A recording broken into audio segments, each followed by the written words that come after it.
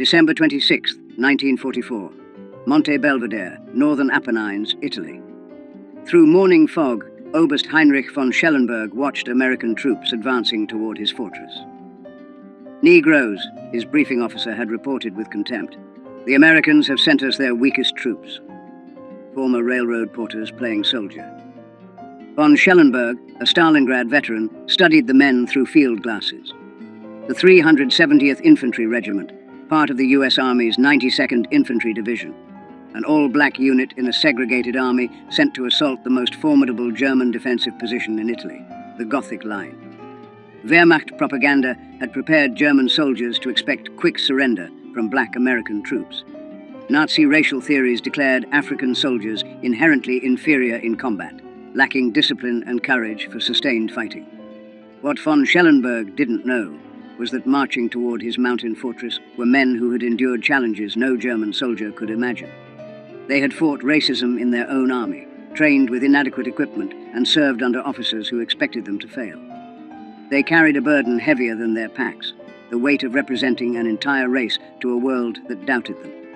Within 48 hours, von Schellenberg would send an urgent message to Field Marshal Kesselring's headquarters, a message that would force German commanders to reassess everything they believed about racial combat capabilities.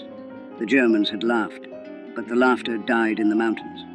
This is the story of how the Buffalo Soldiers of World War II transformed from objects of derision into the sledgehammer that cracked the Gothic Line.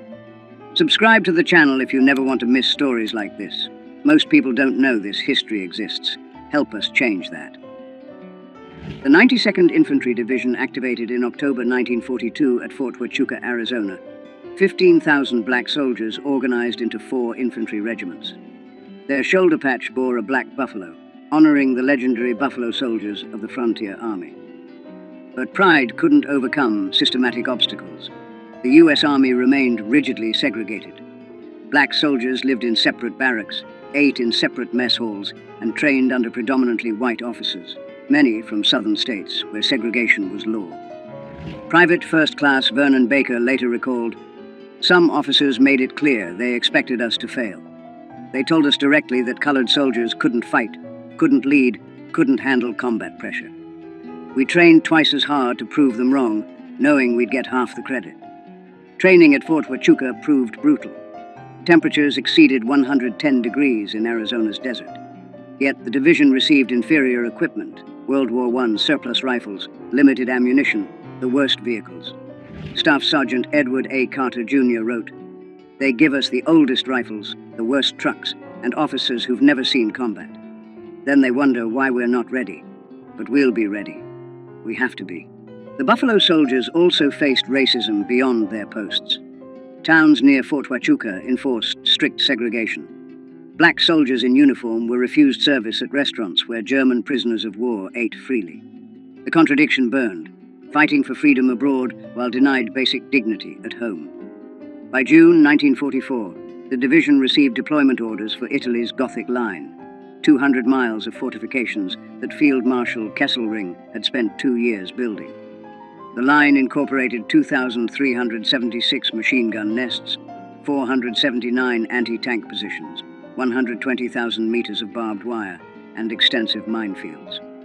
The Buffalo Soldiers would face this barrier with inadequate artillery support, inconsistent air coverage, and the burden of knowing that failure would confirm every racist stereotype. German propaganda already mocked their deployment. Wehrmacht intelligence dismissed black American troops as third-rate soldiers suitable only for labor duties. The division arrived in Naples in July 1944. General Edward M. Almond commanded, a Virginian whose racial attitudes were well documented. He openly doubted his soldiers' capabilities and maintained relationships with officers who shared his prejudices. Staff Sergeant Johnny Stevens recalled, "General Almond told us we had to prove ourselves, that people were watching. What he didn't say, but we all heard, was that he expected us to fail. That made us more determined than any pep talk could have." By December 1944, Allied commanders faced crisis. The Gothic Line remained unbroken, despite months of attacks. Winter approached. General Mark Clark needed a breakthrough before snow made mountain warfare impossible. The mission given to the 92nd Infantry Division, assault the western anchor of the Gothic Line, capture mountain peaks dominating the Serchio Valley, and drive German forces back. Success would open the door to northern Italy. Failure would mean another winter of stalemate, and confirmation of every racist assumption about black soldiers. The centerpiece of German defenses was Monte Belvedere, rising 3,830 feet above the Serchio Valley. From its summit, German observation posts could see 50 miles in every direction, calling artillery fire on any movement with devastating accuracy. Oberst von Schellenberg, commanding the 148th Grenadier Division, had supervised construction personally. Concrete bunkers with 3-foot walls protected machine gun crews. Mortars sat in covered pits, invisible to aerial reconnaissance. The mountains multiplied German effectiveness. A single machine gun could control an entire valley. Lieutenant Hans Becker wrote to his wife, "The Americans would need wings to reach us. The slopes are so steep that climbing without enemy fire would be difficult. Under fire, I cannot imagine how they could advance. The Negro troops they're sending will die before they reach our wire." German intelligence on the 92nd Infantry Division reflected Nazi racial prejudices. A November 1944 assessment stated, "American Negro units lack combat motivation. They will advance until meeting serious resistance, then retreat or surrender. Division is suitable only for defensive operations or garrison duties." This wasn't based on combat observation. It reflected Nazi ideology that declared non-Aryans inherently inferior. Wehrmacht training manuals advised, "Offer strong initial resistance. Negro troops will panic and flee. Their white officers will be unable to restore order." These assumptions created dangerous overconfidence. Von Schellenberg positioned forces believing black troops would collapse under artillery fire, never reaching his main defensive line. The Gothic Line's fortifications included S-mines, bouncing Bettys, that jumped 3 feet before exploding at groin height. Barbed wire obstacles, some 30 feet deep, forced attackers into killing zones. German defenders had registered every approach route with artillery. Weather became a German ally. November temperatures ranged from 40 degrees during the day to below freezing at night. Rain fell constantly, turning trails to mud. Morning fog prevented air support. Trench foot became epidemic. The 90-seconds medical reports showed 847 cases serious enough for evacuation in November alone. Allied artillery and air support proved inadequate. Ammunition shortages plagued Italian operations. The 92nd received only 30% of requested ammunition, while priority went to France. Air support averaged fewer than 10 sorties daily compared to 100 plus in Northwest Europe. The Buffalo soldiers studied their objective, knowing they would assault with inadequate preparation. They would attack at numerical parity against prepared defenses, no 3-to-1 superiority that doctrine required. Success depended on courage, determination, and accepting casualties that would horrify commanders who valued their soldiers equally. But these soldiers weren't valued equally. They knew it. The Germans knew it. Failure would confirm every racist assumption.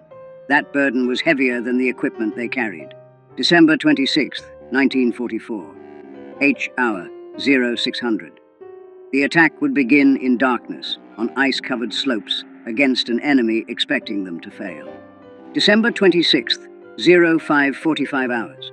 Absolute darkness on Monte Belvedere's lower slopes. Men of Company C, 370 Infantry Regiment, checked equipment one final time. Every man carried 60 pounds up slopes where mountain goats struggled.